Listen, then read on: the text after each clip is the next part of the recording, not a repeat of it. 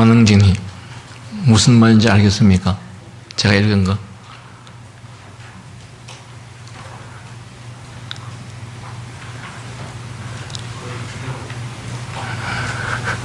지난 수요일날에 공부한 거 기억하지 나지 않으세요? 기억날 것 같습니까?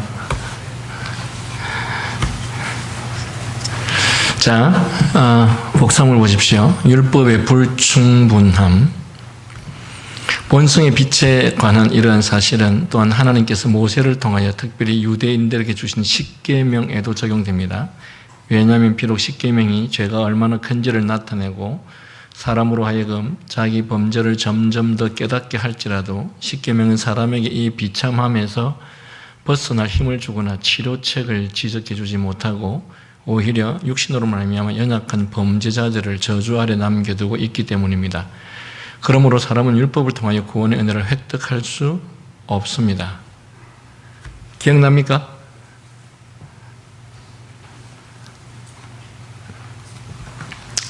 자, 여기 5조는 하나님께서 우리들에게 율법을 왜 주셨냐? 또 율법의 요약은 십계명이죠. 십계명을 우리한테 지키라고 십계명을 주셨냐? 또는 율법을 우리한테 지키라고 율법을 주신 거냐? 아니면 율법을 왜 주셨냐? 저는 공부하신 분 말고 안 하신 분 대답하실 수 있습니까? 여러분, 지금 우리가 조금 전에 로마서 3장 19, 20절에서 읽은 것처럼 하나님께서 이 성경이라고 하는 또는 율법이라고 하는 또 십계명이라고 하는 것을 우리들에게 지키라고 하신 것은 우리가 지킬 수 있기 때문에 지키라고 한 것이 아닙니다. 하나님께서 우리들에게 이 성경을 주시고 율법을 주시고 십계명을 주신 것은 우리가 이것을 지키려고 하면 할수록 지킬 수가 없는 것이구나. 율법은 지킬 수 없구나. 십계명은 지킬 수 없구나. 성경 말씀의 명령은 순종할 수 없구나 하는 것을 깨닫게 하시기 위해서 주신 것이 율법이라는 겁니다. 아시겠습니까? 그런데 이 율법의 원리를 잘 모르는 자들은 부자 청년 같은 경우에도 예수님 앞에 나와서 자기는 율법을 잘 지켰다 이렇게 말합니다. 계명을 잘 지켰다 이렇게 말합니다. 계명이 뭔지 율법이 뭔지를 잘 모르는 자들이 하는 말들입니다. 하나님께서 우리들에게 율법을 주실 때 율법을 지키라고 한 것은 율법을 지킬 수 없다는 것을 깨닫게 하시기 위해서 주셨습니다. 자, 율법의 요구가 어떻습니까? 형제를 향해서 바보라 멍청한 놈이라고 해도 이미 살인했다고 말합니다. 이웃과 더불어서 약속을 지키지 않았을 때도 이미 이웃의 시간을 도둑질했다고 말합니다. 이렇게 율법이 우리에게 요구하는 것은 우리가 생각하는 나는 물건을 훔친 적이 없어 라고 하는 그런 차원이 아닙니다. 율법이 우리에게 말하고 있는 것은 아주 구체적이고 아주 엄격합니다. 그리고 우리가 생각하는 것보다 훨씬 더 범위가 넓습니다. 그런데 그런 율법을 지켰다. 일부의 사람들이 어떤 사람들은 되게 착하게 살고 있다. 어떤 사람들은 되게 순하다. 내가 보니까 저 사람은 정말 죄를 안 짓고 사는 것 같다 라고 말을 하죠. 그러나 성경은 사도 바울 같은 사람도 내가 죄인 중에 괴수다. 그리고 늘 제가 말씀드린 것처럼 창세기 6장의 말씀은 사람의 생각이 모든 계획들이 항상 악하다. 예레미야 같은 경우에 만물보다 부패한 것이 인간의 마음이다. 이런 부패하고 타락한 인간의 마음을 가진 사람이 율법을 지킬 수 있느냐? 율법은 지킬 수 없다. 여러분, 우리가 율법을 지킬 수 있으면 예수님이 필요가 없습니다. 우리가 율법을 지킬 수 없기 때문에 예수님이 필요한 것입니다. 그래서 결국 우리에게 율법을 주신 것은 이 율법을 통해서 인간 스스로는 어느 누구도 이 율법을 지킬 수 없구나. 그래서 우리는 항상 죄를 범할 수밖에 없고 항상 율법을 어길 수밖에 없구나. 그래서 이 항상 죄를 범하고 항상 율법을 어기는 우리의 종착지는 어디입니까? 영원한 저주와 심판입니다. 그런데 거기에서 우리는 벗어날 방법이 없습니다. 그래서 우리들에게는 중보자가 필요한 겁니다. 예수 그리스도라는 죄가 없으신 그분이 죄 때문에 죽어야 마땅했고 죄 때문에 영원한 저주와 심판을 받았어야 마땅했던 우리들을 위해서 우리의 과거의 죄 그리고 현재 짓고 있는 죄 앞으로도 계속해서 우리가 지을 죄 이 모든 죄들을 위해서 예수 그리스도께서 십자가에 죽으시고 그 죄에 대한 죄책을 다 짊어지시고 대가를 다 지불하셨습니다. 왜 그분이 우리를 위해서 모든 죄에 대한 대가를 다 지불하셨습니까? 우리는 죄를 안 짓고 살 수 없기 때문에, 즉 율법을 지킬 수 없기 때문에. 그래서 율법은 우리에게 우리가 죄인인 것을 깨닫게 하시기 위해서 주신 것이지 율법을 지킬 수 있기 때문에 지키라고 주신 것이 아니다 라고 하는 것이 우리가 조금 전에 읽었던 로마서 3장 19절 20절 말씀이고 지금 제가 읽었던 이 본문의 내용입니다. 19절 20절 다시 한번 보시겠습니다. 로마서 3장 19, 20절 우리가 알거니와 율법이 말하는 바는 율법 아래에 있는 자들에게 말하는 것이니 즉 율법을 지켜야 하는 사람들, 율법의 명령을 따라야 하는 사람, 율법을 순종해야 되는 사람들에게 말하는 것이니 그러면서 이는 뭐라고 말합니까? 모든 입을 막고 더 이상 할 말이 없게 만들고 온 세상으로 하나님의 심판 아래에 있게 하려 함이라. 이 율법을 통해서 온 사람들이 내가 죄인이구나, 하나님의 심판을 받아야 될 수밖에 없는 죄인이구나 라고 하는 것을 깨닫게 하시기 위해서 율법을 주셨다 이렇게 말을 합니다. 이 로마서 3장 19, 20절에 대한 설명이 지금 우리가 읽고 있는 이 복사시의 내용들입니다. 자, 다시 한 번 더 이 본문을 읽겠습니다. 본성의 빛에 관한 이러한 사실은 또한 하나님께서 모세를 통하여 특별히 유대인에게 주신 십계명에도 적용됩니다. 왜냐하면 비록 십계명이 죄가 얼마나 큰지를 나타내고 사람으로 하여금 자기 범죄를 점점 깨닫게 할지라도 십계명은 사람에게 이 비참에서 벗어날 힘을 주거나 치료책을 주지 못합니다. 오히려 육신으로 말미암아 연약한 범죄자들을 저주 아래 남겨두고 있기 때문입니다. 그러므로 사람은 율법을 통해서 구원의 은혜를 획득할 수 없습니다. 아무것도 모르는 자들이, 부자 청년 같은 사람들이 나는 율법을 지켰고 계명을 지켰다 라고 말하는 것이죠. 그래서 그들이 율법과 계명에 대해서 잘못 알고 있고 잘못 이해하고 있다고 예수님께서 지적하셨던 것이죠. 자, 그 밑에 보십시오.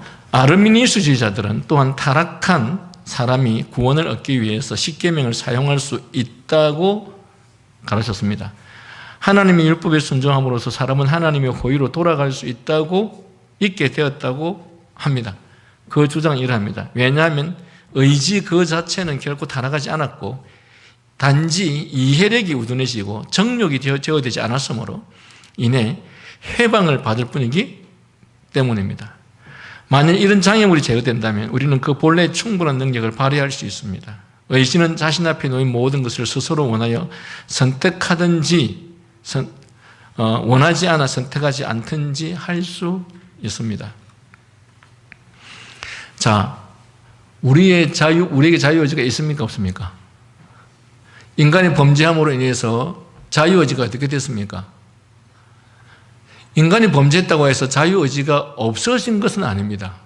우리는 선택할 수 있고 선택할 능력을 갖고 있습니다. 그런데 문제는 이 자유의지가 그 힘과 능력을 잃어버렸습니다. 다시 말하면 자유의지가 존재하지만 자유의지로서 기능을 하지 못하게 됐다는 것입니다. 어떻게 기능을 하지 못하게 됐느냐? 이 자유의지가 있어봤자 항상 뭐만 합니까? 죄에 대해서 따르기만 합니다.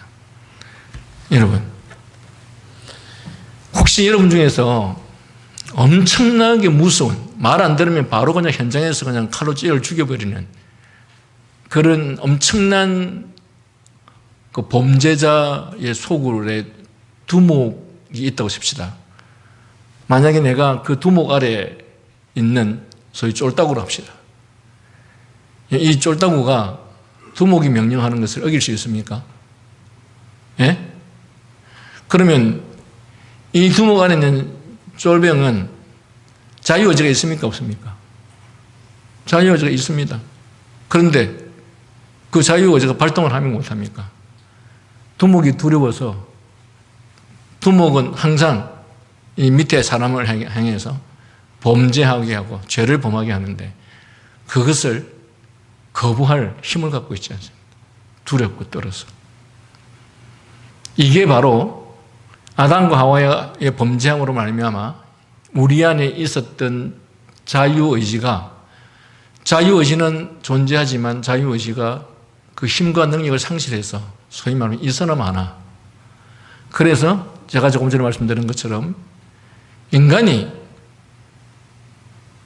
마음이 만물보다 부패한 상태가 되어서 죄로 말미암아 다 부패해졌기 때문에 그래서 자유의지가 있지만 이 부패한 인간의 마음은 항상 악을 향해서만 가게 되어 있고 그 다음에 우리 하는 모든 생각과 계획들이 다 악할 뿐이다. 이런 말을 하면 동의하지 못하는 사람들이 있을 것입니다. 나는 그 정도 악하지 않아. 난 그 정도 타락하지 않았어. 내가 무슨 그 정도 악한 사람이냐라고 반문할지 모르겠습니다. 그건 자기 말이고 아니 인간을 창조하신 하나님께서 너희들이 짓고 있는 죄가 만물보다 악하다고 그렇게 말을 하고 있는데 내가 그렇지 않습니다라고 말하면 그렇지 않는 것입니까? 제가 늘 말씀드린 것처럼 항상 인간은 자기가 무지한 줄을 모르고 자기 생각이 다 옳다고 생각을 합니다. 정말 지혜로운 사람은 자기 생각이 다 옳다고 생각하지 않습니다. 왜? 언제든지 틀릴 수 있기 때문에. 그리고 인간은 무지하고 많은 모든 것들을 다 알고 있는 존재가 아닙니다. 그런데도 어리석은 자들은 자기가 다 알고 있다고 생각합니다. 그래서 자기의 판단이 다 옳다고 생각합니다. 그래서 자기는 어느 정도 선하다고 말을 하고 있습니다. 그러나 성경은 우리를 창조하신 하나님께서는 인간은 죄로 말미암아 전적으로 부패하였고 죄로 말미암아 우리는 다 오염되어 있는 존재라서 우리에게서 선한 것이 도무지 나올 수가 없다. 그래서 우리는 뭐 할 수 없다. 율법이 있지만 율법을 지킬 수 없는 존재가 되었다. 율법 앞에 무력하고 무능한 존재가 되었다. 그래서 율법은 우리에게 뭘 한다고요? 죄를 지적하는 존재가 됐다. 여러분 법이 없으면 죄가 아니죠. 내가 아무리 악한 죄를 지어도 법이 그 악한 죄를 지은 것이 죄다라고 하는 법이 없으면 그건 죄가 아닙니다. 여러분 얼마 전에 우리나라에 낙태죄가 없어졌습니다. 3개월까지는 낙태 마음대로 해도 괜찮습니다. 이제는. 자, 누가 아이를 5번 낙태시켰다. 죄입니까? 죄 지었습니까? 하나도 죄 지은 거 아닙니다. 우리는 하나님의 율법 앞에서 이런 기준을 갖고 있습니다. 하나님의 율법은 낙태는 살인한 거다 말하고 하고 있는데 우리의 법은 낙태 죄가 아니야 라고 말합니다. 그럼 우리는 하나님을 알지 못하는 자들은 그렇게 수도 없이 낙태를 했음에도 불구하고 나는 죄를 진 적이 없다라고 말합니다. 특히 산부인과 의사는 낙태를 시키는 사람들이 얼마나 병원에 많이 찾아오겠습니까? 그 찾아오는 사람 다 낙태시키십니다. 그는 전혀 살인한 적이 없습니다. 그런데 얼마 전까지 이 낙태법이 통과되지 않았을 때는 그들은 3개월이 되어 있지 않는 아이를 낙태시키면 그들은 범죄한 사람이 되었고 그들은 감옥에 갔었어야 될 것입니다. 그러나 지금은 가지 않습니다. 왜? 법이 그것을 죄로 여기지 않기 때문에. 마찬가지입니다. 하나님의 율법이 없었다면 우리는 죄인이 아니었습니다. 그런데 하나님의 율법이 도둑질하는 것은 죄다, 부모를 공경하지 않는 것은 죄다, 이웃의 것을 탐내면 죄다라고 말하니까 그때부터 그런 죄를 지은 사람은 범죄자가 되었던 거죠. 그래서 하나님의 율법은 우리를 지키라고 하고 한 것이 아니고 우리는 하나님의 율법을 지킬 수 없는 사람입니다라고 하는 한계를 깨닫게 하기 위해서 주신 것이 하나님의 율법입니다. 그런데 이런 인간의 무능함에 대해서, 이런 부패함에 대해서 모르는 자들은 부자 청년처럼 자기는 율법을 다 지켰다고 말합니다. 이게 인간의 어리석음입니다. 그래서 우리가 교회를 10년, 20년, 30년, 40년 다녀도 이런 성경의 원리와 가르침을 잘 알지 못하면 자기는 마치 죄가 별로 없는 것처럼 그렇게 생각을 하고 있는 것이죠. 자, 보십시오. 이어서 달리 말하면 사람이 훈련과 교육을 받는다면 다시 십계명에 순종하는 법을 익힐 수 있다는 것입니다. 어쨌든 그들의 말에 의하면 하나님께서는 십계명을 주셨고 사람은 그 십계명에 순종할 수 있습니다. 지금 누가 하는 말입니까? 아르미니우스주의자들이. 그러므로 십계명은 사람에게 도움이 됩니다. 올바른 교육을 받은 사람은 다시 율법에 순종할 수 있을 뿐 아니라 기꺼이 율법에 순종할 수 있습니다. 이들은 인간의 전적 타락에 대해서 인정하지 않는 자들, 인간에게 선한 것이 남아있다라고 말합니다. 그래서 제가 말씀드린 것은 로마 가톨릭에도 이 아르미니우스주의자들의 신학 사상이 정말 많이 있습니다. 그들은 아직도 공로 사상을 믿고 있습니다. 내가 하나님 앞에서 의롭게 살면, 공로를 행하면 하나님께서, 신께서 나의 죄를 용서해 주고 나보다 먼저 앞서 죽은 우리의 선조의 죄를 다 용서해 준다라고 말합니다. 그 이유는 자기들 안에 아직까지 의가 남아있다고 생각을 하고 있는 거예요. 그러니까 도대체 이들은 의가 뭔지 죄가 뭔지를 잘 모르는 사람들이 하는 말들이죠. 자, 밑에 보십시오. 그러나 우리 조상들은 위에 아르미니스주의자들의 가르침이 성경적으로 옳은 것이라고 인정하지도 그리고 가르치지도 않습니다. 하나님께서 정말로 모세를 통해 유대인들에게 당신의 율법을 주셨다는 것은 인정합니다. 모세를 통해서 율법을 주셨죠. 그러나 율법에 대한 순종은 유대인들을 구원할 수 없습니다. 왜 율법에 대한 순종이 유대인들을 구원할 수 없습니까? 율법에 대한 온전한 순종을 하지 못하기 때문에 그렇습니다. 그것은 하나님께서 율법을 주신 목적이 아닙니다. 오히려 율법은 사람이 자기 죄와 죄책을 깨닫도록 하기 위해서 주어진 것이 율법입니다. 왜냐하면 비록 십계명이 죄가 얼마나 큰지를 나타내고 사람으로 하여금 자기 범죄를 점점 깨닫게 할지라도 십계명은 사람에게 이 비참에서 벗어나 힘을 주거나 치료책을 주지 못합니다. 십계명이 보세요. 우리의 죄를 깨닫게 했습니다. 십계명을 알기 전까지만 해도 이게 죄인 줄 몰랐습니다. 그런데 십계명을 하고 알고 나니까 죄인 줄 알게 되었습니다. 그러면 이 십계명이 우리를 그 죄에서부터 벗어날 수 있게 해주느냐, 치료할 수 있게 해주느냐, 못한다는 것입니다. 그래서 이 십계명은 사람에게 이 비참에서 벗어날 힘을 주거나 치료책을 주지 못하고 오히려 육신으로 말미암아 연약한 범죄자들을 저주 아래 남겨두고 있기 때문입니다.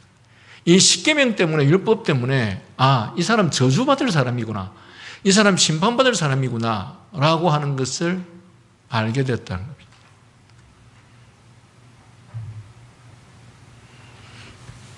자, 지금까지는 있잖아요. 지금까지는 우리 교인들, 안 믿는 사람들은 뭐 제쳐놓고 교인들은 낙태를 하면 큰 죄라고 생각했습니다. 그것은 살인하는 죄라고 생각했습니다.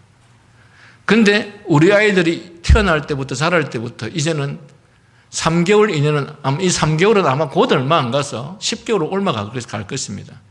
이거는 낙태를 반대하는 자와 낙태를 추진하는 사람들 사이에 협의를 해서 3개월 정도로 이거를 끝낸 것이지, 협의가 안 됐다면 바로 처음부터 7개월, 8개월로 올라간 걸로 알고 있습니다. 근데 워낙 많이 반대를 하고 또 반대를 하는 쪽에서는 추진하는 쪽이 워낙 강하니까 계속 반대하다가는 나중에 아무것도 안 되겠다 싶으니까 3개월로 합의를 봐서 3개월이 된 겁니다. 자, 낙태법 아니라 이제 차별금지법을 통해서 동성애는 죄가 아니다라는 죄가 그 법이 정해지겠죠. 그러면 앞으로 동성애가 죄가 아니게 될 것입니다. 왜? 법이 그렇게 만들어놨기 때문에. 그러면 아무리 동성애를 해도 죄책감이 전혀, 지금은 동성애를 하는 사람들은 다 숨어서 동성애를 하죠. 물론 최근에는 점점 이것들이 허용되는 분위기다 보니까 요즘은 동성애 하는 사람들도 막 텔레비전에 나와가지고, 뭐 온갖 그냥 활기를 치고 다니는. 근데 앞으로는 점점 더 이제 하겠죠. 근데 무엇이 이렇게 죄가 아니라는 것을 만들어버렸고, 무엇이 이렇게 죄다 이렇게, 만들어버렸습니까? 법이 그렇게 만든 거죠. 제가 언젠가, 이런 부분에 대해서 좀 구체적으로 다루겠지만, 여러분, 한 나라와 국가가 어떤 법을 정하는지를 보면 그 나라와 국가가 완전히 무너지느냐 무너지지 않는가를 잘 표현해 주는 것이 이 법입니다. 여러분, 교회가 점점 점점 타락해 가는 것에 대한 가장 핵심이 뭔지 압니까? 법이에요. 과거에는 이 정도 사람이 되어야만, 이 정도가 되어야 세례를 받을 수 있고, 이 정도가 되어야 합석을 받을 수 있습니다. 그러나 지금은 그 선이 무너져 없어졌습니다. 과거에는 집사가 되려고 하면 몇 살 정도가 되고, 그리고 흠이 없어야 된다고 그렇게 말하고 있는데, 지금은 그 선도 없어집니다. 그리고 최근에 우리 교단까지도 어떤 법이 정해진지 압니까? 명예집사, 명예권사, 명예장로 법이 정해졌습니다. 법이 무엇을 말해요? 법이 교회를 타락시켜버립니다. 법이 있지도 않는 법을 만들므로써 직분자가 될 수 없는 사람들을 직분자로 만들어버리죠. 법은 너무도 중요해요. 법은 전체 우리의 체계를 이루는 역할을 합니다. 그런데 법이 무너지기 시작하면 모든 것이 다 무너집니다. 그래서 결국은 우리 교단도 얼마나 이 교단이 잘못되어 가고 있는지 잘 되어 가고 있는지를 보려고 하면 이 교단이 어떤 법을 정하는지를 보면 잘못되어 가는지 바로 되어 가는지 알 수 있습니다. 지금 우리나라의 거의 대부분의 장로교회들이 다 여성 목사 안수를 다 줍니다. 지금 여성 목사 안수를 안 주는 교단은 아주 극소수 몇 개밖에 안 남았습니다. 그러면 과거에는 여성 목사 안수를 줬느냐? 안 줬죠. 그때는 안 줬기 때문에, 법이 없기 때문에 여성 안수를 주면 그건 죄였습니다. 그러나 지금은 교단들이 다 주기 시작합니다. 그래서 예를 들어 우리 고신이나 합신이나 이 교단들이 앞으로 몇 년 정도까지 여성 목사 안수를 안 줄 정도로 버티고 있을지는 아무도 장담할 수가 없습니다. 그러나 불과 그렇게 길지 않은 기간이 되면 무너질 것입니다. 이게 뭐냐? 교회가 타락해가는 현상입니다. 인간은 부패할 수 있고 타락할 수 있습니다. 그래도 법이 바로 세워져 있으면 그 사람이 최소한 죄를 지었는지 안 지었는지에 대해서는 분별할 수 있고 판단할 수 있습니다. 그런데 법이 무너지면 그 사람이 아무리 죄를 지어도 그게 죄라고 말하지 않기 때문에 사회 체계 자체가 다 무너지기 시작하는 거죠. 그래서 그만큼 법이 중요하다는 거죠. 그리고 법 때문에 죄인인 줄 알게 되었습니다. 십계명이 없었다면 우리는 아무리 많은 죄를 지어도 우리가 죄인이었다라고 하는 사실을 알지 못했을 것입니다. 그러나 십계명이 있기 때문에 우리가 죄인이라는 사실을 알게 되었다는 것이죠. 그래서 법이 너무 중요하다는 것이죠. 어리석은 사람들은 법이 다 망가지고 엉망이 되어도 경제만 살아나고 부유해지면 그러면 괜찮다고 생각합니다. 여러분, 오늘날 교회가 법은 다 무너지고 교회는 경제적으로 굉장히 부유합니다. 어떻게 됐습니까? 교회는 다 망가져가고 있습니다.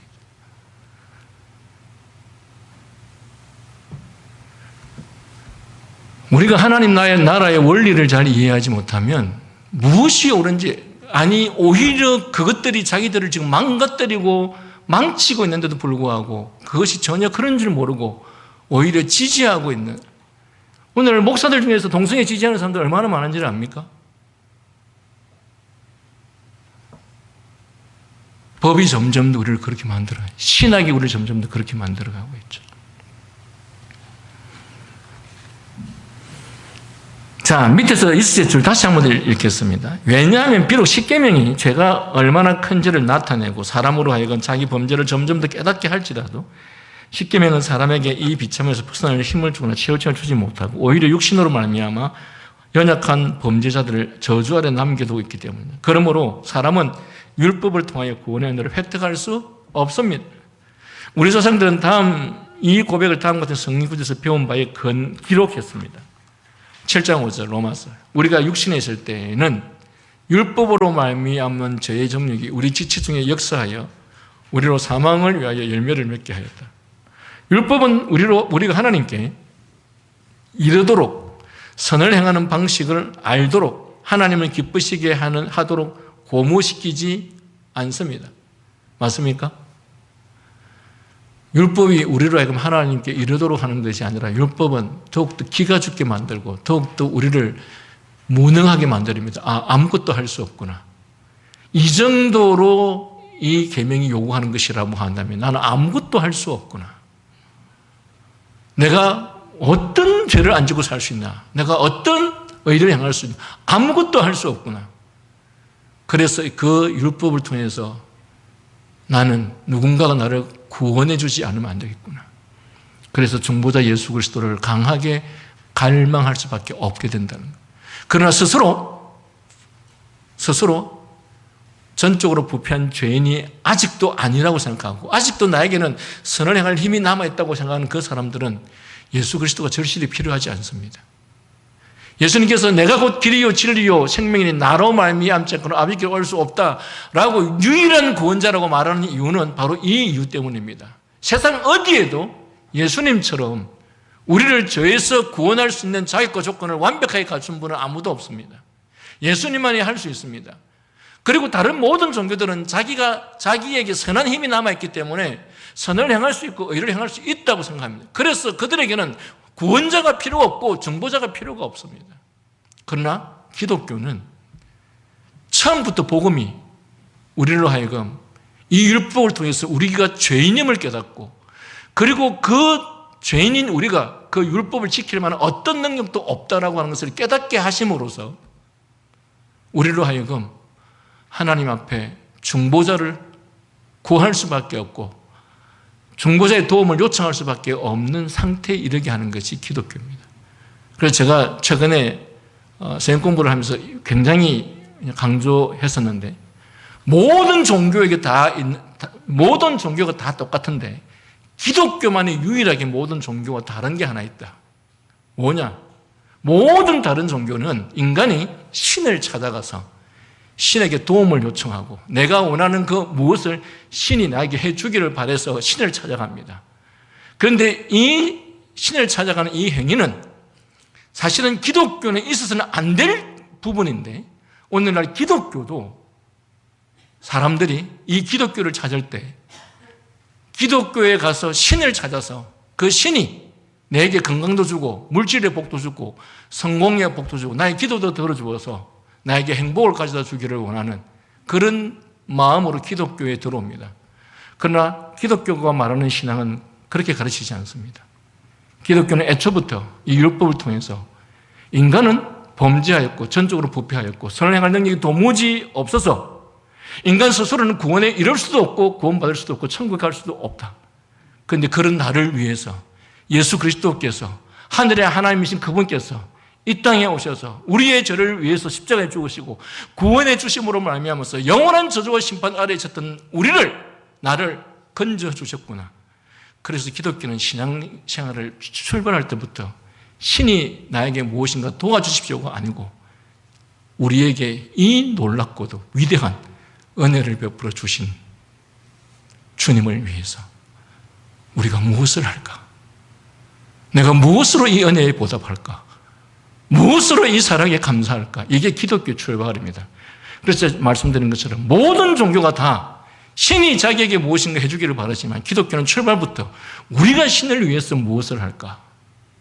그래서 사도 바울은 주님을 만나고 난 이후에 자기가 그동안에 중요하게 생각했던 모든 것들을 배설물처럼 여기게 되었고 그리고 그리스도를 하는 지식이 가장 고상한 지식이었어.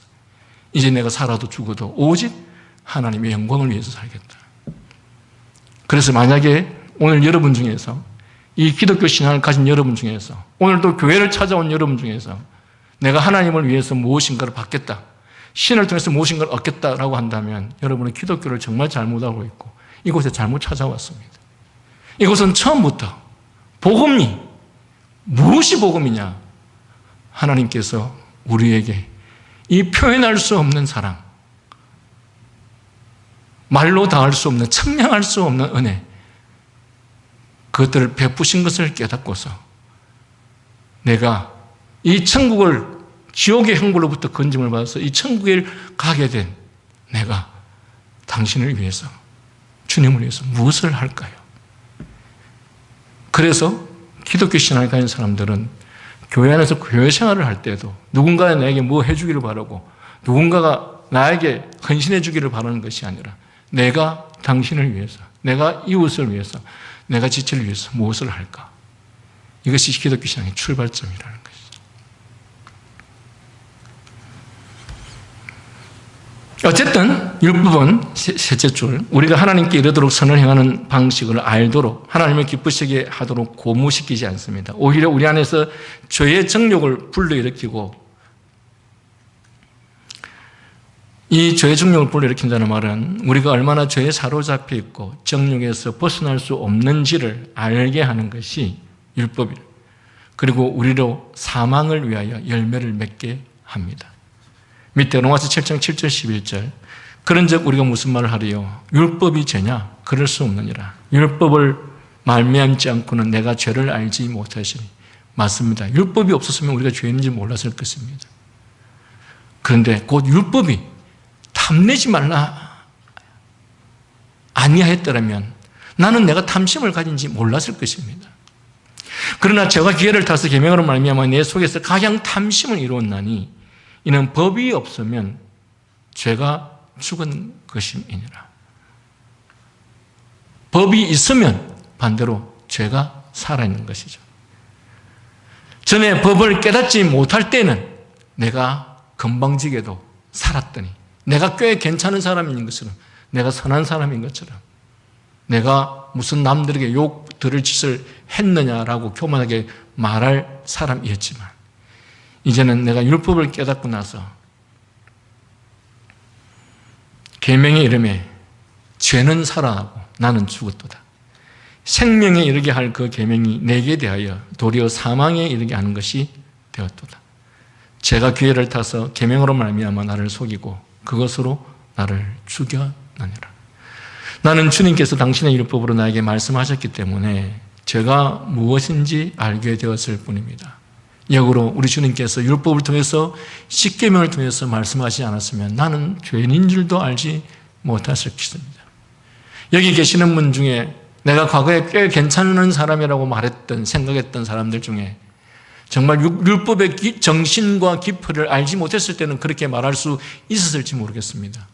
그러나 이제 율법의 정신과 깊이를 알고 난 이후에는 내가 나에 대해서 대단한 착각을 하고 있었구나. 나는 아무것도 자랑할 수 없는 죄인 중에 죄인이구나 라고 하는 사실을 알게 되었을 것입니다.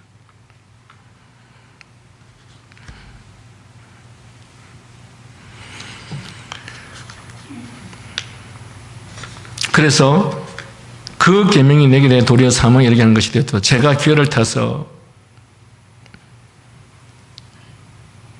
계명으로 말미암아 나를 속에 그것으로 나를 죽였는지라. 나는 주님께서 당신의 율법으로 나에게 말씀하셨기 때문에 죄가 무엇인지를 알게 되었습니다. 이렇듯 하나님의 율법은 나의 죄악됨과 내가 죽어마땅하다는 것을 상세히 설명합니다.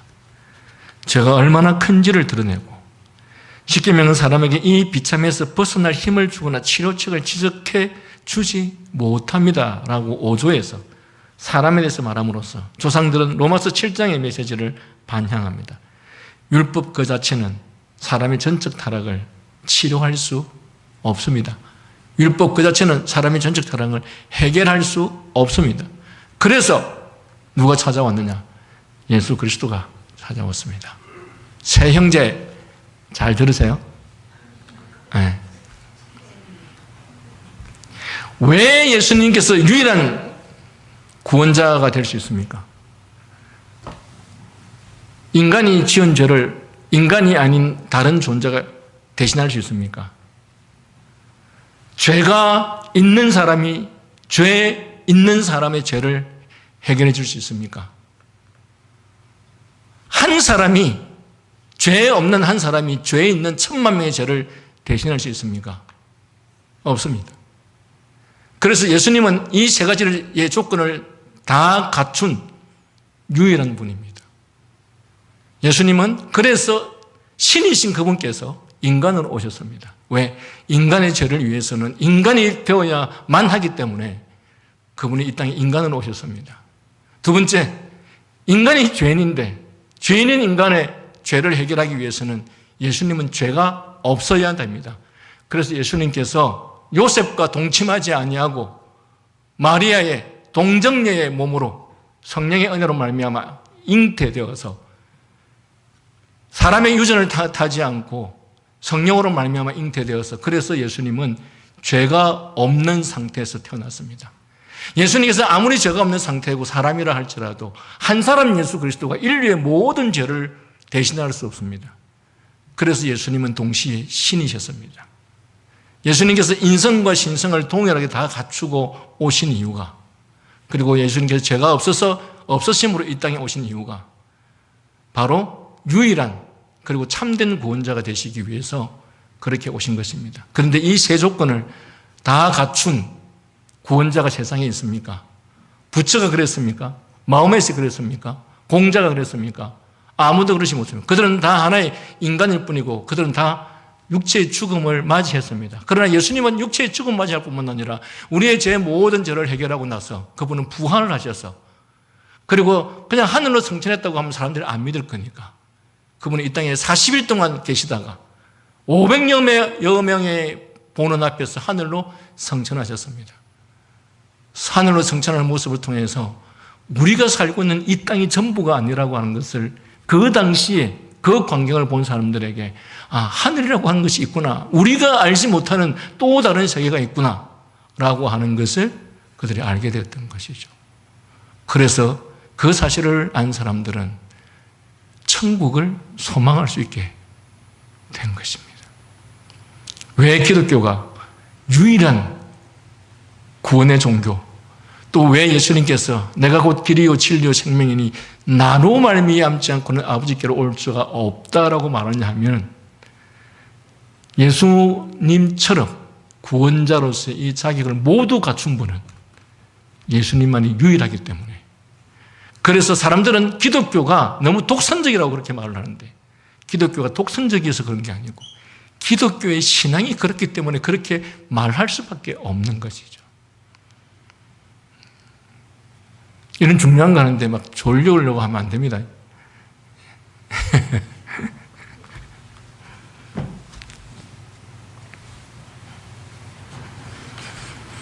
자, 밑에 로마서 8장 3절, 율법이 육신으로 말미암아 연약하여 할 수 없는 그것을 하나님은 하시나니 곧 죄를 인하여 자기 아들을 죄 있는 육신의 모양으로 보내 육신의 죄를 정죄하셨다. 에덴 동산에서 처음 율법은 행하려고 하는 바를 행하도록 할 수 있습니다. 아담과 하와가 범죄하기 전에는. 즉 에덴 동산에서 사람은 율법에 완전히 순종할 수 있었습니다. 그래서 사람은 언약의 책임을 다 할 수 있었습니다. 그러나 아담의 타락으로 인해 더 이상 율법은 지킬 수 없는 것이 되어졌으므로 율법의 기능을 상실하게 되어버린 것입니다. 그래서 율법은 지키라고 한 것이 아니고 지킬 수 없다는 것을 깨닫게 된 것이죠. 이 말은 율법 그 자체가 기능을 하지 못해 율법이 요구되는 그 목적을 성취할 능력을 잃어버렸다는 뜻이 아닙니다. 오히려 사람이 죄악됨으로 말미암아 율법에 순종할 능력을 상실하였고, 그래서 율법은 사람이 타락으로 인해 빠졌던 구덩이에서 나와 자기 길로 돌아오는데 유익이 되지 못한다는 것입니다. 그래서 율법으로는 해결할 그 어떤 것도 율법은 제공해 주지 못합니다. 단지 오히려 율법은 우리로 하여금 심판을 받도록, 저주를 받도록, 징계를 받도록 하는 일에 쓰임을 받지, 율법이 우리를 구원에 이르게 한다거나 율법이 우리를 천국에 가게 한다거나 하지 못하게 된 것이죠. 오히려 율법은 우리로 하여금 영원한 저주와 심판에 이르게 한다는 사실을 깨닫게 함으로써 우리로 하여금 예수님이라는 중보자, 구원자가 없으면 구원을 받을 수 없구나라고 하는 사실을 알게 하는 것이죠. 자, 제일 밑에 두 번째 줄. 그러므로 조상들은 율법이 사람에게 비참으로부터 벗어날 힘을 주지 못한다고 기록합니다. 오히려 율법은 육신으로 말미암아 연약한 범죄자들을 자주 저주 아래 남아 있게 합니다. 그러므로 사람은 율법을 통하여 구원의 은혜를 획득할 수 없습니다. 3장 갈라디아서 3장 10절. 무릇 율법 행위에 속한 자들은 저주 아래에 있나니 기록된 바 누구든지 율법책에 기록된 대로 온갖 일을 항상 행하지 아니하는 자는 저주 아래 있는 자라 하였습니다. 결국 율법은 우리를 저주받게 하는 역할을 한 것이었다. 만일 사람이 율법을 통하여 하나님께 이르려고 한다면 그러면 그럴수록 그때 사람은 완전히 율법에 순종해야 하는데, 그러나 죄악된 사람은 율법에 순종할 수 없습니다. 그러므로 사도 바울은 율법이 우리를 구원할 수 없다, 그렇게 가르칩니다. 여기까지만 할게요. 대답도 빨리들 하시네. 네.